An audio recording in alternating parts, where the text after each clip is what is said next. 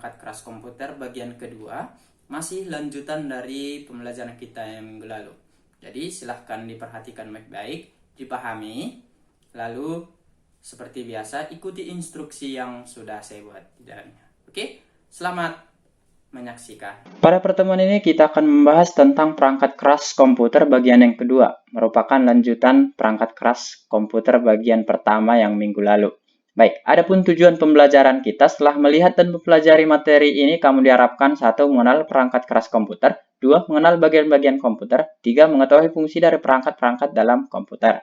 Nah, yang pertama adalah hard disk, media penyimpanan bersifat non-volatile atau data tidak akan hilang jika komputer dimatikan. Artinya, misalnya seperti ini, ketika kita bekerja dalam komputer, misalnya Microsoft Word, nah, ketika kita belum menyimpan data itu, tiba-tiba laptop kita mati nih.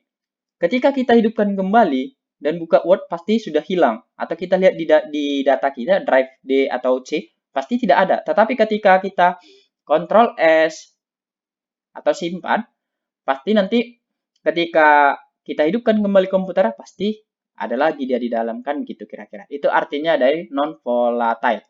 Jadi, data tidak akan hilang jika komputer dimatikan. Lanjut. Hard disk.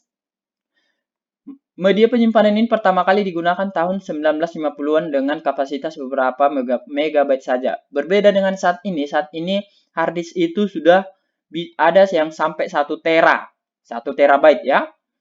Nah, saat ini ada dua jenis media hard drive, yaitu HDD dan SSD.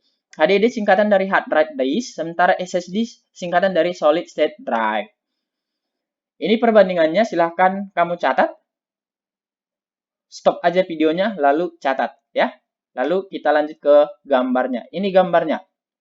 HDD yang sebelah kiri, SSD sebelah kanan. Ukurannya juga lebih kecil yang SSD. Kita lanjut. Jenis-jenis perangkat keras berdasarkan fungsinya. Ada fungsi dengan masukan, penyimpanan, pemrosesan, dan keluaran. Jadi kita bahas dulu yang perangkat masukan. Perangkat masukan atau input device merupakan perangkat yang digunakan untuk membantu para user untuk memasukkan data pada komputer. Contoh keyboard, mouse, mic, dan lain-lain. Nah, jadi semua alat-alat yang mampu memasukkan data ke dalam komputer itu kita sebut dengan perangkat input atau perangkat masukan. 1. Keyboard. Keyboard adalah papan ketik yang terdiri dari tombol-tombol yang bisa kita gunakan untuk mengetik huruf, angka, simbol di komputer. Pada tahun 1868, Christopher Latham mempatenkan keyboard.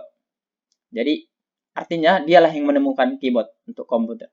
Keyboard standar memiliki 144 tools atau tombol, sementara untuk mesin tik hanya 52. Yang kedua adalah mouse. Mouse merupakan sebuah device yang digunakan untuk menggerakkan kursor serta menekan objek dengan cara mengklik pada tombol mouse ya. Klik kanan, klik kiri biasanya kita ya. Lalu setelah berkembang zaman ada lagi scroll di tengahnya itu. Lalu kalau sekarang ini ada mouse tanpa kabel. Jadi cukup menyambungkan melalui Bluetooth atau wireless. Dan masih banyak lagi. Kalau dulu mouse itu di bawah mouse itu ada bulatan. Kalau sekarang sudah diganti dengan optik atau lampu. Kita lanjut, scanner. Scanner merupakan device yang berfungsi untuk memindai gambar yang sedang di-scan. Hasilnya akan terlihat pada komputer. Bentuk dan ukuran dari perangkat ini berbeda-beda tergantung perusahaan yang memproduksinya. Bahkan ada beberapa perusahaan yang menyatukan fungsi dari scanner itu seperti printer dan fungsi fotokopi, fungsi scan ada di dalamnya, satu device. Oke? Biasanya digunakan di tempat fotokopi, cuci foto, dan lain-lain ya.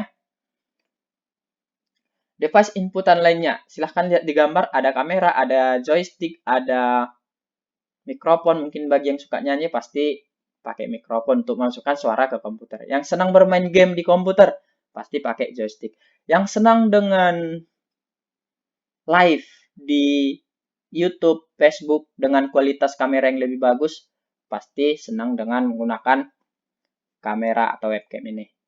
Oke, sebenarnya masih banyak yang lain lagi, tapi itu saya tugaskan, kamu carilah.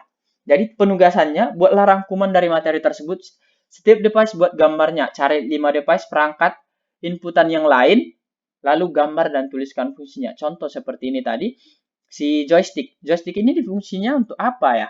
Ternyata untuk bermain game konsol ya. Kerjakan semua di catatan. Jika sudah selesai, foto lalu kumpul. Oke, tetap semangat. Cayo!